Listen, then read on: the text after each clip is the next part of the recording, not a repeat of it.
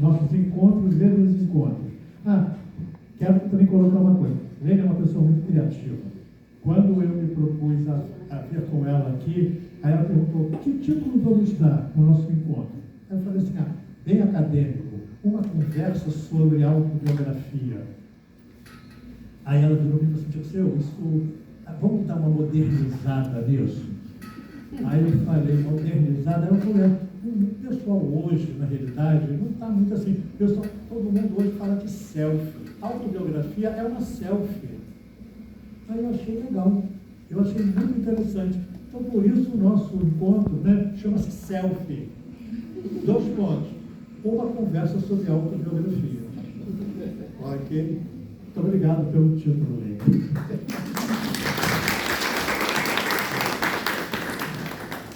Bom dia a todos. Primeiramente, eu queria agradecer a presença de cada um de vocês e dizer que esse momento é inevitável dizer o quanto está sendo emocionante. Eu estou segurando, porque toda essa ambientação, ela vem de antes dessa história do SEBED. A minha formação é em dança, a minha primeira formação é em dança, depois eu me formei como atriz numa escola de teatro.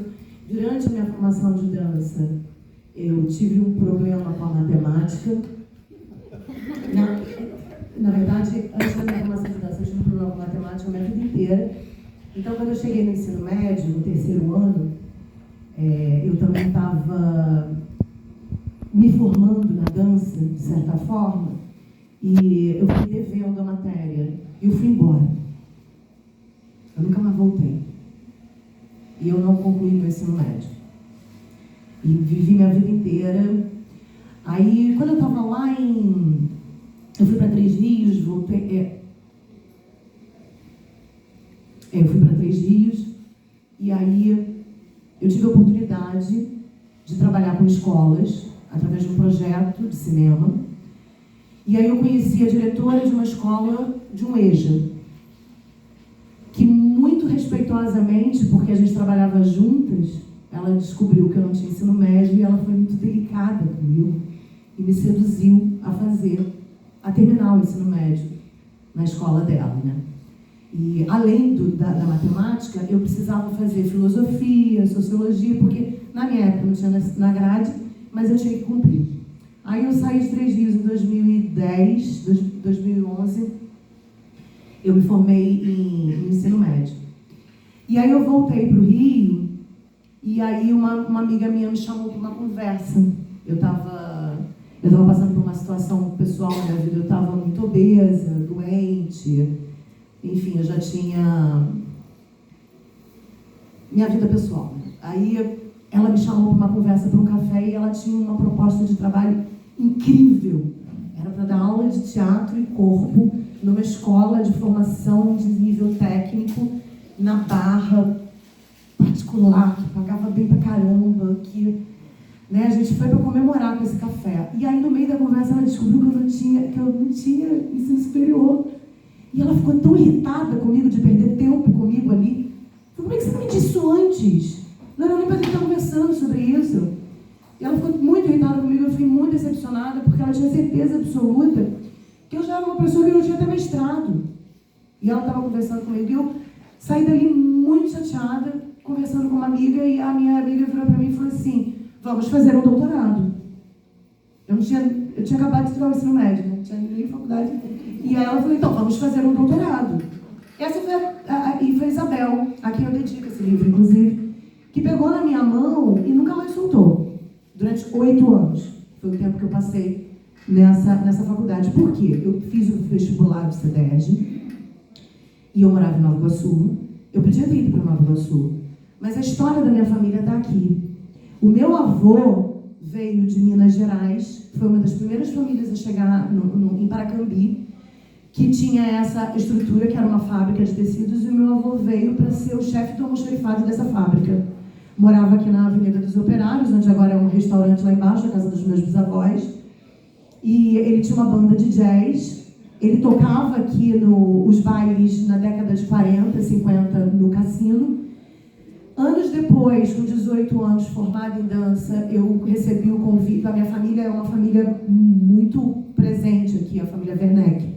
Eu tive um primo que foi prefeito, eu tenho um primo que morreu há pouco tempo, que é um cara conhecido pelos salgados dele. Então, assim, a minha família, meu avô que era músico. Então, assim, eu queria reviver essa história aqui de alguma forma. Eu queria andar nessa alameda que meu avô dizia que vinha de bicicleta. Eu queria conhecer esses prédios que minha mãe dizia que quando vinha trazer o almoço do meu avô, ela corria porque era grande, não tinha parede, porque eram os teares. E ela dizia que corria, que gostava. Então eu tinha a intuição de que ia dar bom, de alguma forma. Bom, depois do terceiro mês de treino, me arrependi, né? É óbvio. E aí, quando eu cheguei aqui, eu passei... A primeira pessoa que me recebeu foi a Helena. E ela deve ter sido a primeira pessoa que recebeu cada um de vocês. E foi muito afetuoso, como foi hoje. Desculpa, eu estou tentando me controlar. Mas está emocionante demais, assim, valeu a pena tudo que eu passei. Artista é assim. Vale a pena. Ele me recebeu com tanto afeto que naquele momento eu entendi o que era a pedagogia. Ali. E aí foram 8 anos de muita luta. Tem muito professor aqui que é meu voodoo. Eu fui muito chata, não fui Jennifer. Mas conseguiu. Porque vocês foram muito chatos comigo, porque essa faculdade de educação à distância, ela é a distância do nome. Esse povo fica presente na vida da gente o tempo inteiro. E aí chegou o meu momento de me formar, finalmente, depois de 8 anos. E aí eu me formei em 2021, ou seja, eu passei 2020, da pandemia, finalizando o meu curso. E aí, quando eu estava finalizando o curso, eu consegui ser convidada para uma escola de educação infantil particular para dar aula de teatro.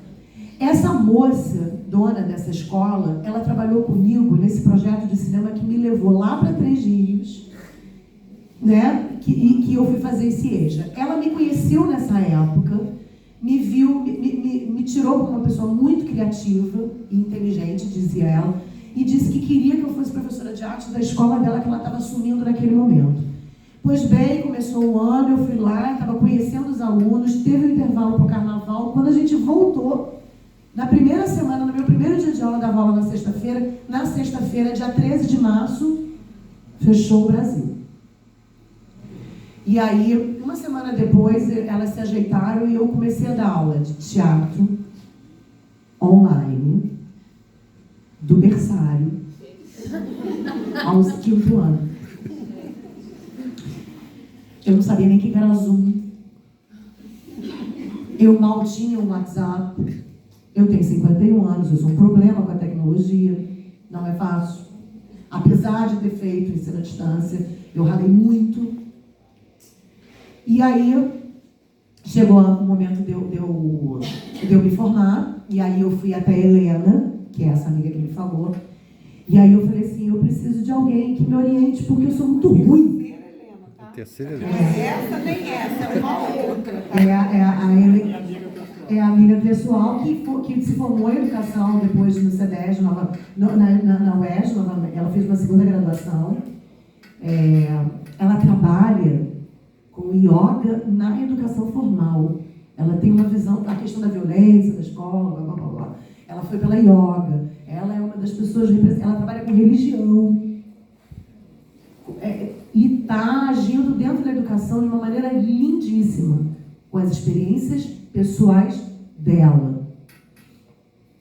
Aí ela me indicou o Dirceu, e aí eu estava justamente nesse momento contaminada por esses 8 anos, porque durante os 8 anos, assim, o que eu vim fazer aqui? Eu me vi dando aula de teatro, de dança, de arte, dentro de escolas de educação formal, em projetos de SESC, que me levava para as escolas públicas. E eu falei, gente, eu preciso entender sobre essa questão de ensinar e aprender, né? Eu preciso falar essa linguagem. Às vezes chegava na sala dos professores e não entendia nada. Falava do Piaget, e eu falava, Piaget, nossa! Eu fingia que sabia dessas coisas, eu preciso saber dessas coisas, que eu acho que é importante. Aí vim, passei todo o meu curso. A maioria das minhas colegas eram professoras, diretoras que já estavam na educação e que veio para tirar o diploma, blá, blá, blá. Não é isso? Poucas são assim, "Ih, cheguei aqui do nada, o que é pedagogia?" As pessoas já chegam sabendo, ensinando. Eu aprendi muito com as minhas colegas, porque eu não vinha da educação. E uma coisa que eu ouvia muito, e eu vim aqui para falar isso hoje, uma coisa que eu ouvia muito era as minhas colegas dizendo assim: escreve na prova que o professor quer ouvir. Na escola é outra coisa. Isso aqui não é a realidade da escola. E é verdade. E aí eu fiquei me perguntando assim, por que é a realidade? Se a gente vem aqui, a academia é um lugar de produção de conhecimento, né? Quando a gente, antes da academia, a gente vai adquirindo conhecimento. Quando chega na faculdade, a gente faz assim, aí eu tenho uma coisa para falar sobre isso. E aí a gente vai se aprofundando, mas já maduros e refletindo, e até discordando de quem está falando. E é aqui que a gente forma conhecimento para poder ir no mercado de trabalho, ou voltar ao mercado de trabalho, que é o caso da pedagogia, né? Muita gente já está lá 20 anos, quer o diploma para poder se formar melhor, para poder se aposentar melhor, para poder... Não é? Tem muitas... O que você veio fazer, né? E aí você veio para um lugar onde você, de repente, você não acredita muito que aquilo pode ir. Porque tem uma realidade, aqui é outra, né? O que eu vim fazer aqui, então? E aí, quando chegou no final de 8 anos, eu já estava tão embriagada e contaminada dessa ideia que eu queria falar sobre o quê? Sobre criança, sobre bullying. Eu preciso falar sobre esse negócio que todo mundo fala, porque senão eu fico fora da roda. E aí eu fui até ele e eu falei assim, eu dei aula de teatro na pandemia, e eu falei, eu acho que isso é uma grande chance. É um tema inédito naquele momento, né? Porque todo mundo resolveu escrever também sobre isso, obviamente. Mas eu peguei isso e aí eu comecei, aí eu vou falar sobre Piaget, e ele me convenceu a relembrar o que eu vim fazer aqui. O que eu vim fazer aqui? Eu vim aprender pedagogia para poder aplicar naquilo que eu já sou doutora. Porque eu comecei minha carreira, comecei a dançar com 10 anos de idade, comecei a dar aula com 14 anos de idade, me profissionalizei com 18, fui fazer teatro, saí com 30 anos já experiente em teatro, depois fui fazer umas... Ou seja, a arte é a minha linguagem. É através da arte que eu permeio nesse processo de ensino-aprendizagem. E foi através da lembrança sobre isso é que eu entendi como é que foi que eu resolvi o problema de dar aula de teatro na pandemia, na internet para criança, porque não tinha literatura pregressa, não tinha um manual de instrução como dar aula de teatro numa pandemia no século XXI. Ninguém sabia, todo mundo foi inventando. Mas o que é que me fez inventar coisas? Eu fui entender o meu processo. E aí eu fui descobrindo que eu tive muitos mestres na minha vida fora da escola. Colegas, parceiros de curso, professores de dança, amigos de outra escola, meu avô, minha mãe que foi professora de piano, meus alunos de dança. Então eu fui construindo e entendendo que eu tinha um compêndio de saberes que podia somar com a educação, que é uma outra visão. E aí eu lembrei de uma professora minha lá do primário, quando eu aprendi a escrever, e numa aula onde a gente estava aprendendo a escrever o nome da gente, o que eu fiz? Para copiar. Aí a minha professora virou e falou assim para mim, eu posso falar com você comigo? Ela virou para mim e falou assim, o cocôzinho. Isso é década de 70. Isso era ela era afetuosa, ela era muito afetuosa. Mas hoje ela é presa, né? São os cocôzinhos dela. Ela falou assim, ô cocôzinho, por que você está olhando para o caderno do outro? E aí ele brigou comigo por causa disso. Por isso que eu perguntei se podia falar. Aí ele falou assim, você não está no cocôzinho, não sei se eu vou, entre aspas, porque eu preciso explicar, porque era afeto. Era afeto, é ponto de vista. Hoje não. Mas ela disse para mim assim, Mas como é que é o nome dele? Aí eu falava, é André. E o seu? Lenemar. Lene é apelido. Agora eu tenho Lene no meu RG. Agora eu sou Lene mesmo com o CPF. Aí eu falei, sabe como é que seu nome é diferente do dele? Todo mundo é diferente. Cada um é um. E isso moveu a minha vida. Eu entendi que cada um é um, e cada um tem uma experiência, cada um tem um ponto de vista, cada um tem uma história para contar, cada um tem uma memória. E no final das contas, o que somos nós, assim, no meu ponto de vista, somos nós seres humanos nessa humanidade de milhões de anos. Um monte de história. Tem um cara que está ganhando de horrores com um programa chamado Que História é Essa, Poxa? O Jô Soares ganhou horrores porque entrevistava pessoas que contavam histórias. Romance é recorde de vendas na literatura. Por quê? Porque conta histórias. Novela no Brasil é uma série, né? Porque contam histórias. A gente gosta de ouvir história. A gente ouve, a gente vai escutar lá, vai ler um Montessori porque a gente quer ouvir essa história, a experiência dele. E eu entendi isso. E às vezes a gente acha que a história da gente, quem é que vai querer ouvir uma história? E a gente não entende que aquilo que é diferente para o outro é tão curioso. Né? As pessoas viajam no mundo inteiro para conhecer um outro país, para conhecer uma história diferente, uma língua diferente, uma comida diferente, uma ideia diferente, uma maneira diferente de fazer aquela mesma coisa. Então, a importância de contar histórias, a gente lê, quando a gente estuda pedagogia, a gente estuda as histórias, as experiências dos caras. Tanto é que depois, quando a gente, ou alguma outra pessoa no contemporâneo vai escrever, cita uma outra pessoa, é meio para dizer assim, viu, eu não estou maluco sozinho. Alguém já falou isso para mim. Ou então, às vezes, você fica com uma ideia na cabeça, você acha que é maluquice, aí você vai na literatura, aí você fala, tá vendo? Não é loucura. Então, a minha experiência, o meu olhar, a minha ingenuidade, a minha bobagem pedagógica de achar que a minha experiência... Não, aquilo ali também foi vivido por outra pessoa. E aquilo virou um ensinamento gigantesco.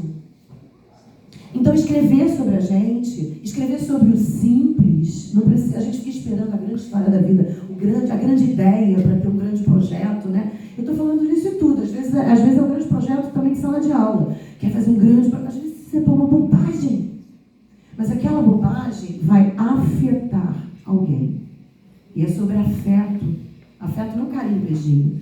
Mas é o que choca alguém, é o que balança alguém, é o que sacode. Uma palavra, uma frase, às vezes leva a pessoa a ecoar aquilo dentro da cabeça dela, tipo a tia Hélia, cada um é um. Aquilo virou uma lição para mim. Eu entendi na vida inteira. Eu nunca me comparei com ninguém.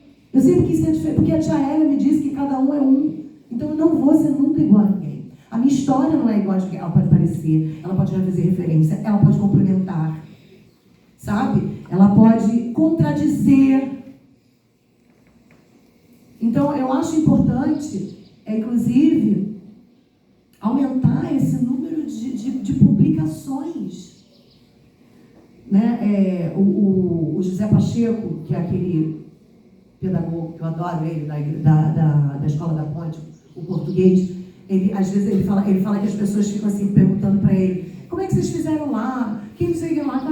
O que você leu? Gente, o que vocês querem saber de mim? Vocês têm o Paulo Freire, que tem uma série de histórias. Vocês têm as escolas de vocês públicas. Você tem as histórias. Existe, ele falou do polo. Tem histórias.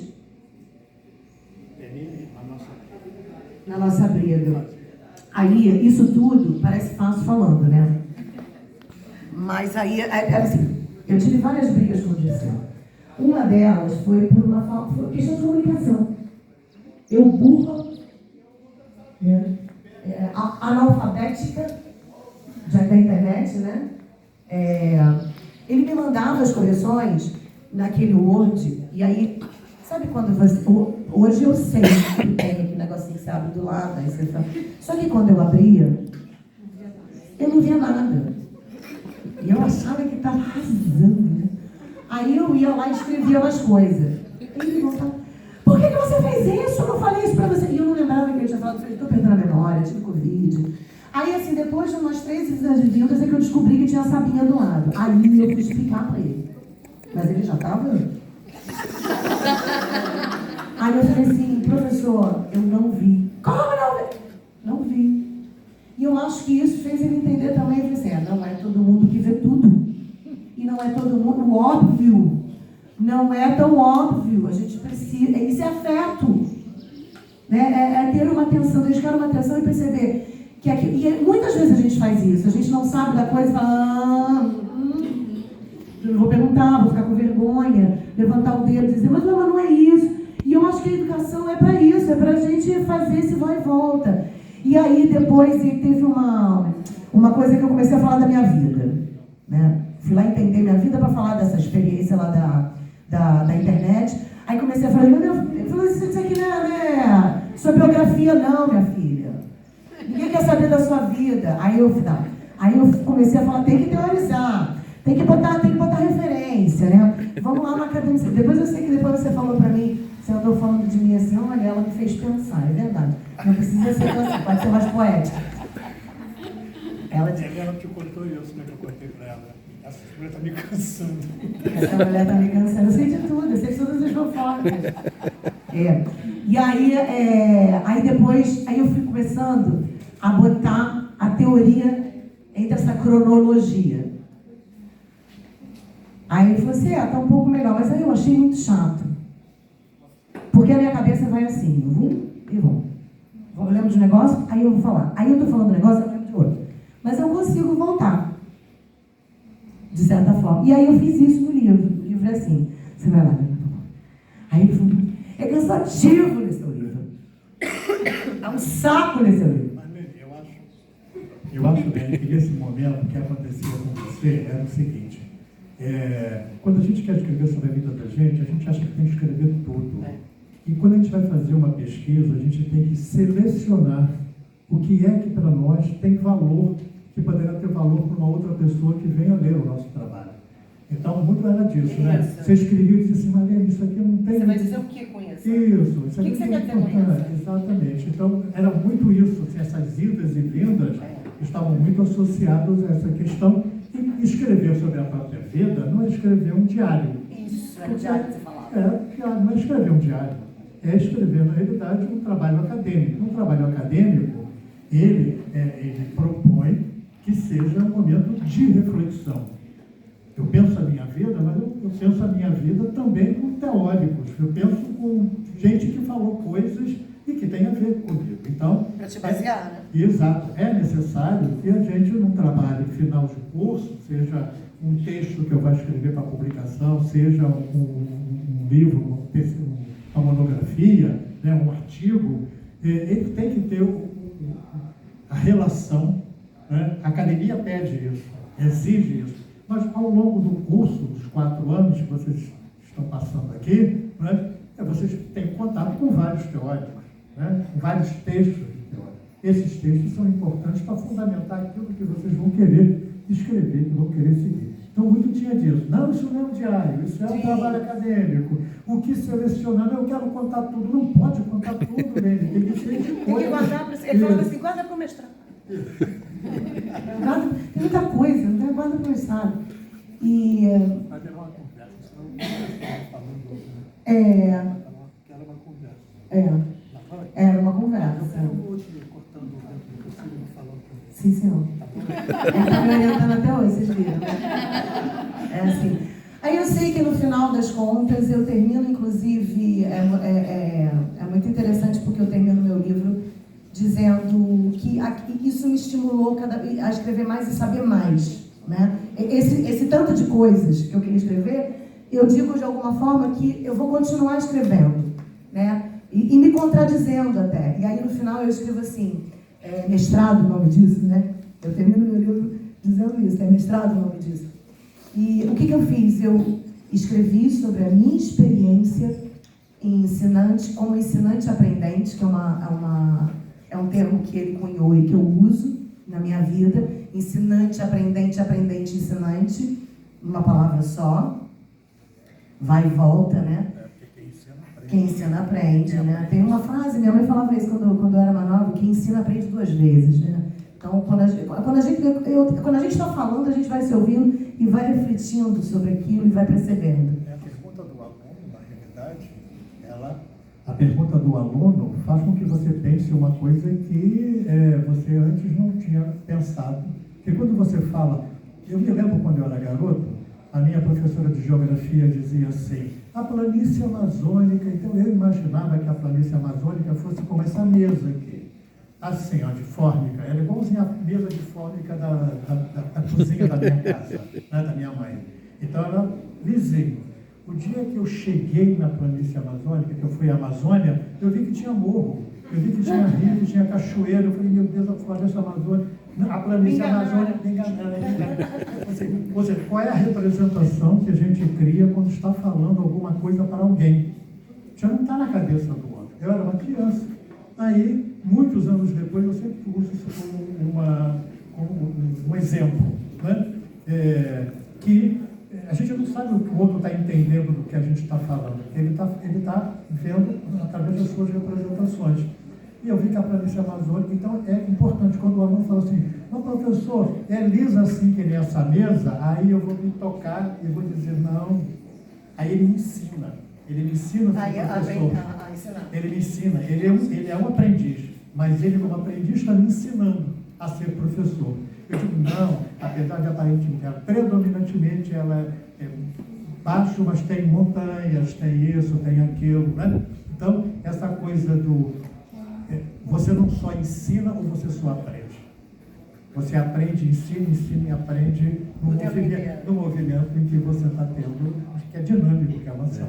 Dialético. Eu conto um negócio no livro que é a experiência dele com um aluno que ele queria fazer um mural assim na parede. Aí o aluno inventou que queria fazer, eu não me lembro exatamente os detalhes, mas ele queria fazer uma coisa que saísse de dentro do mural e entrasse, não sei o que. Ele falou assim, menino, facilita minha vida, né? E aí o menino, no meio encheu tanto a paciência dele que ele falou, bota uma mesa aí. Aí ele botou uma mesa debaixo do mural e conseguiu construir o que ele tinha na cabeça. E aí ele olhou e falou assim, não é, menino, que você conseguiu? Então eu acho que é um pouco isso, essa coisa de... Não adianta, Lene, bota na prova o que o professor quer ouvir e segue a vida porque é de outra forma. Eu não acho que é de outra forma. Eu acho que pode ser de outra forma e eu acho que, na verdade, precisa ser de outra forma urgentemente. E é preciso ter coragem de contar suas experiências, de contar seus pontos de vista, de apresentar, e não só simplesmente seguir o fluxo e usar aquela, é assim mesmo, não vai mudar.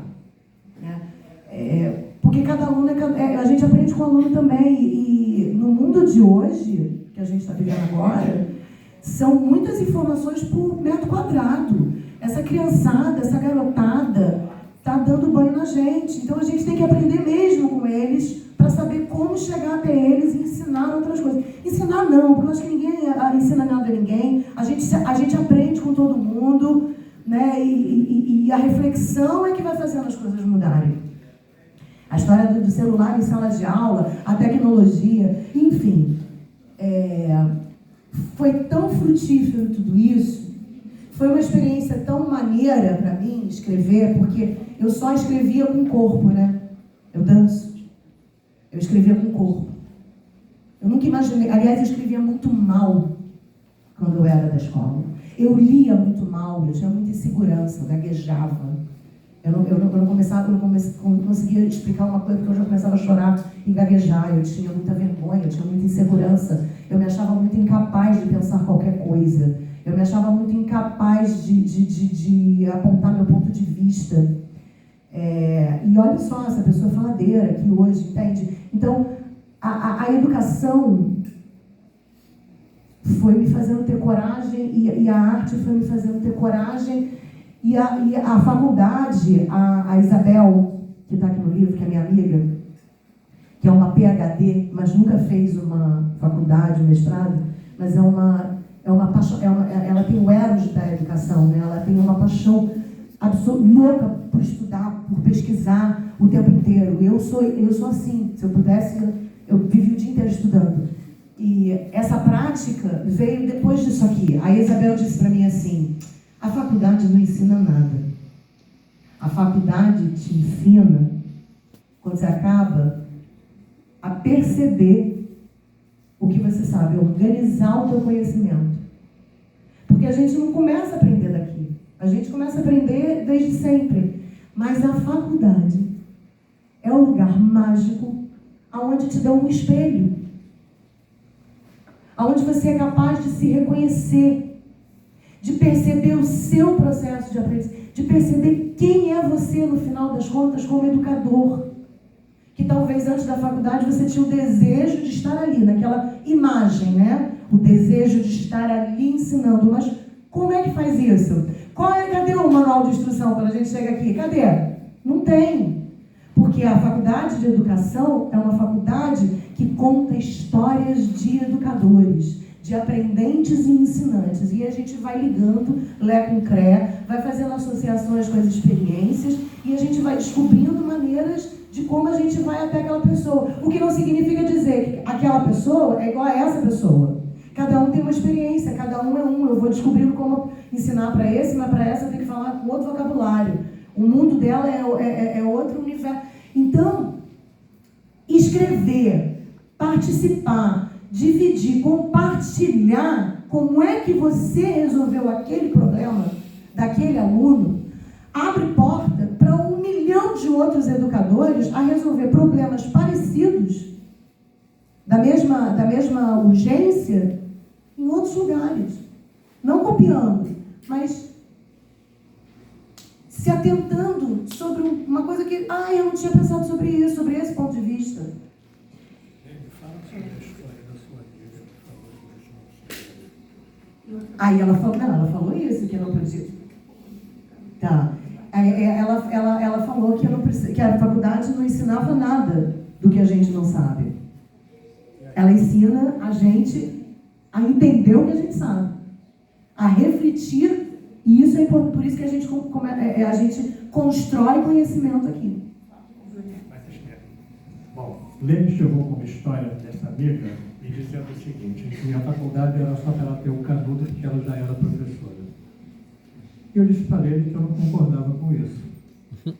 Que ela ia descobrir ao longo do tempo, né, e com a produção do trabalho dela, que a faculdade é a universidade, né, e no caso a faculdade dentro da universidade, né, é um outro lugar. É o lugar da organização realmente do pensamento, mas é o lugar da reflexão. É o lugar onde você para pensar sobre. A gente faz muitas coisas na vida. Durante todo o tempo a gente pensa sobre o que a gente fez, mas a gente logo abandona isso.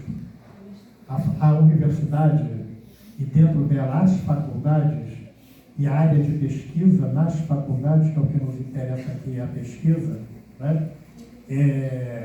Ela nos leva não só a refletir, mas escrever sobre isso.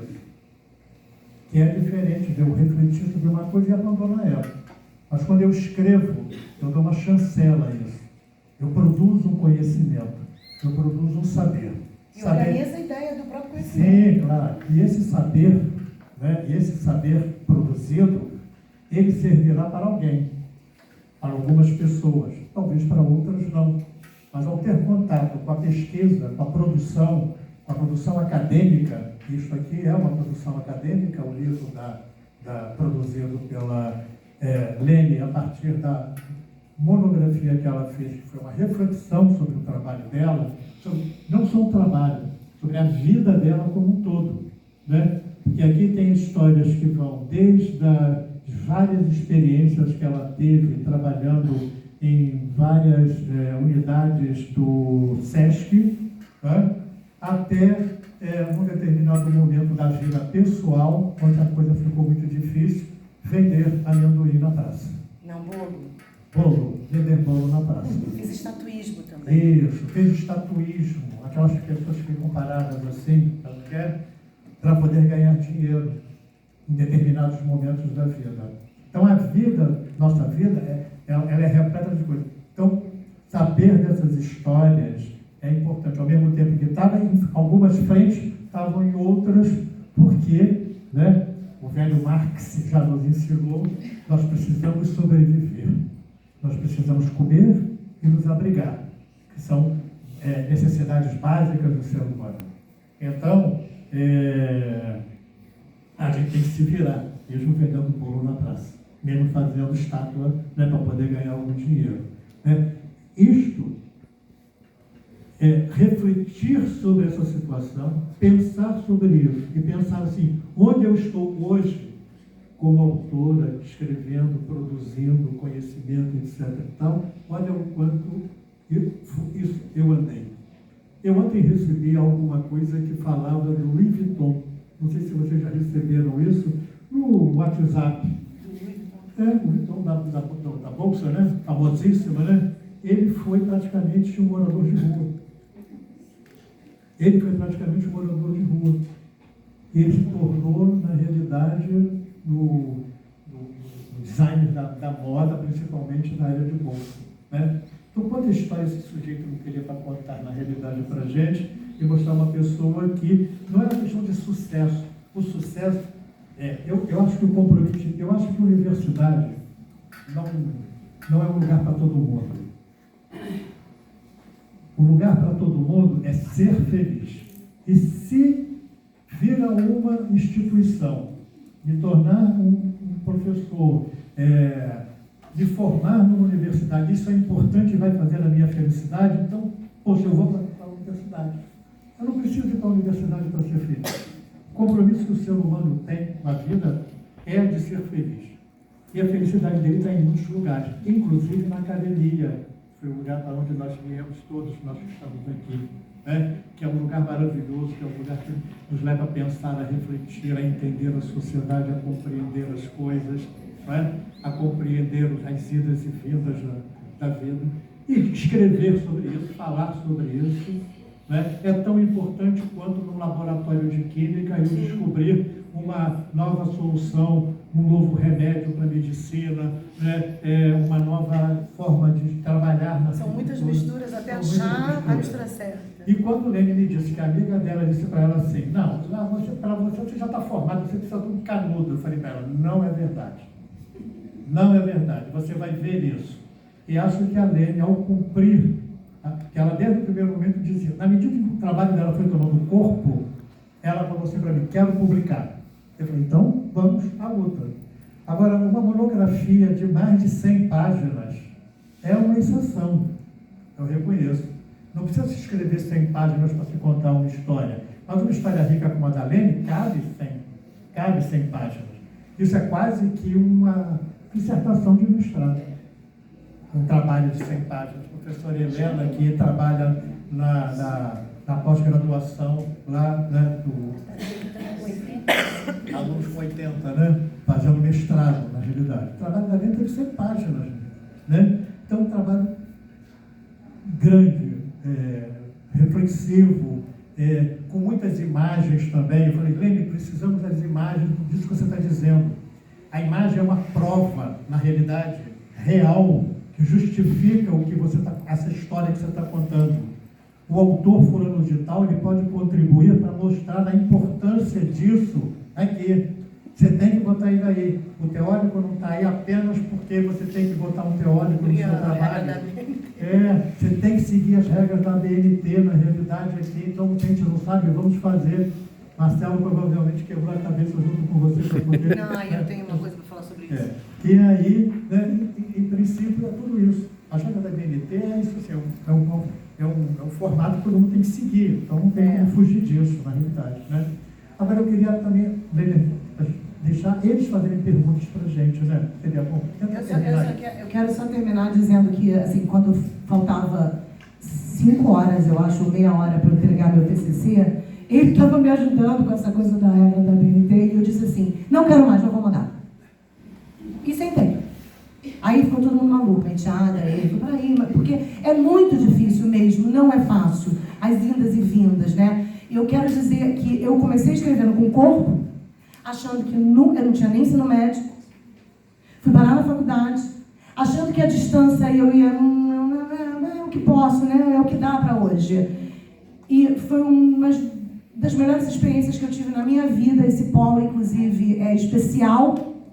Eu ouço falar por aí também. Para mim foi muito especial. E tão especial, quando eu estava estudando aqui, as pessoas diziam para mim assim, você é aluna da UERJ. E eu não entendia muito bem isso, porque eu achava que eu era aluna do CEDES. E quando eu terminei e fui frequentar a UERJ, eu vi o quanto a universidade é acolhedora e nos espera. A gente não vai porque a gente não quer, tá? E eu fiquei tão apaixonada por essa coisa de escrever que hoje eu estou na UERJ. Eu recebi um convite através do Dirceu para, veja só, escrever sobre o que a UERJ fez durante a pandemia. Ou seja, eu saí do meu micro e agora eu estou na... Entende? Então, assim, às vezes, o que você acha que é uma bobagem, a sua história boba, ela tem importância que vai se desdobrar, se desdobrar, se desdobrar, se desdobrar. E é isso. Eu quero agradecer muito ao Polo, aos professores. É impressionante o afeto que a gente tem aqui dentro. São muitos problemas sempre. Mas, de verdade, eu posso falar desse Polo. Eu tive muito afeto, eu tenho até hoje muito afeto. Agradecer ao Dirceu a paciência que ele teve, a troca. E hoje eu agradeço a Rosana por estar me acolhendo. Assim, é impressionante. Eu nunca, sabe, tipo me belisca?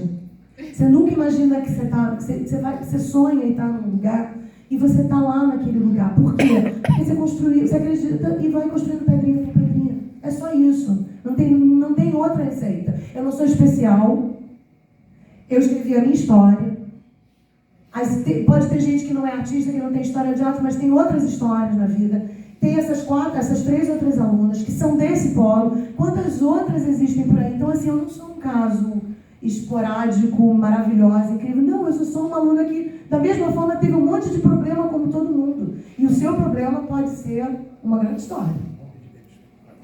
Quer fazer